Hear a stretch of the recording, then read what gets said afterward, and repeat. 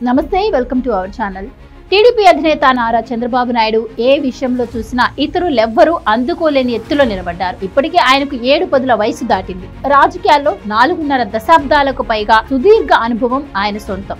ముఖ్యమంత్రిగా 15 ఏళ్లకు పైబడిన పాలనా అనుభవం సంపాదించారు. ఇంకో 5 ఏళ్ల పాటు సీఎంగానే ఉంటారు. మరోవైపు విపక్ష నేతగాను 15 ఏళ్ల అనుభవాన్ని గడించారు.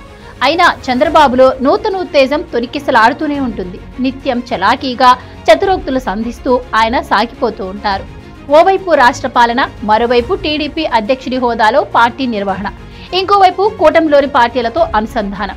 ఇలా అన్నింటినీ ఆయన ఇంత పెద్ద వయసులోనూ అలా ఒంటి చేత్తో లాగించేస్తున్న వైనం నిజంగానే ఆసక్తిని రేకెత్తిస్తోంది. బుధవారం నూతన సంవత్సరాది సందర్భంగా అమరావతిలో మీడియాతో చిట్ చాట్ నిర్వహించిన సందర్భంగా చంద్రబాబును చూస్తే ఇవన్నీ జనంలో కలిగిన భావనలు. మీడియాలో ఎలాంటి హడావుడి లేకుండా చంద్రబాబు చాలా సరదాగా గడిపారు.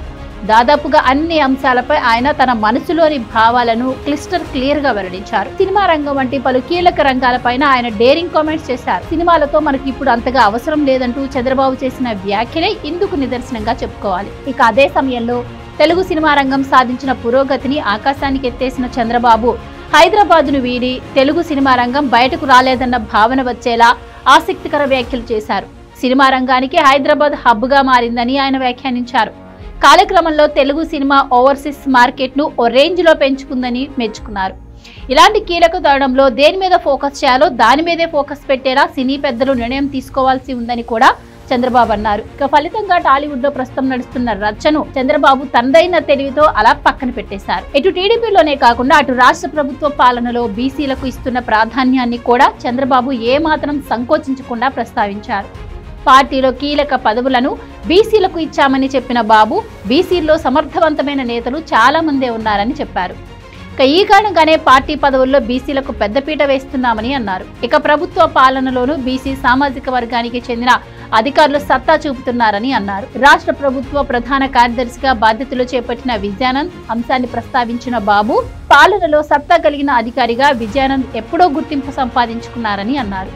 ఇక విజయానంద్లోని కాల్బరీ ఆయన సీఎస్ పదవిని కట్టబెట్టిందనే తెలిపారు. ఇక వైసీపీ నేతలు ఆ పార్టీని విడుతున్న వైనాన్ని చంద్రబాబు ఆసక్తికరంగా ప్రస్తావించారు. వైసీపీ మునిగిపోతున్న నావా అని ఆ పార్టీ నేతలు గుర్తించారని అన్నారు. ఈ కారణంగానే వారంతా వైసీపీని వీడి కూటమిలోని 3 పార్టీల్లో చేరిపోతున్నారని తెలిపారు. ఇలా వస్తున్న కొందరు నేతల పట్ల కూటమి పార్టీల్లో ఓ రకమైన చర్చ జరుగుతున్న మాట వాస్తవమేనని, అయితే పొత్తులో ఉన్నందున ఇతర పార్టీల్లో తీసుకుంటున్న నిర్ణయాలను మిగిలిన పార్టీలు గౌరవించక తప్పదని అన్నారు.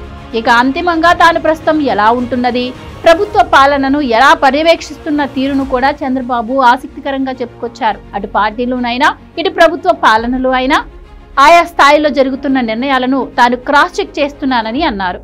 ఇందుకోసం తాను ఓ ప్రత్యేక వ్యవస్థను ఏర్పాటు చేసుకున్నానని చెప్పారు. తాను గతంలో మాదిరిగా ఇప్పుడు లేనని చంద్రబాబు కుండ బద్దలు కొట్టారు. ఏ విషయంలో అయినా అందరి అభిప్రాయాలను తీసుకుంటున్నానని, ఆ తర్వాత వాటిని తన వ్యవస్థలో పెట్టి వాటిని మరింత లోతుగా పరిశీలిస్తున్నానని అన్నారు.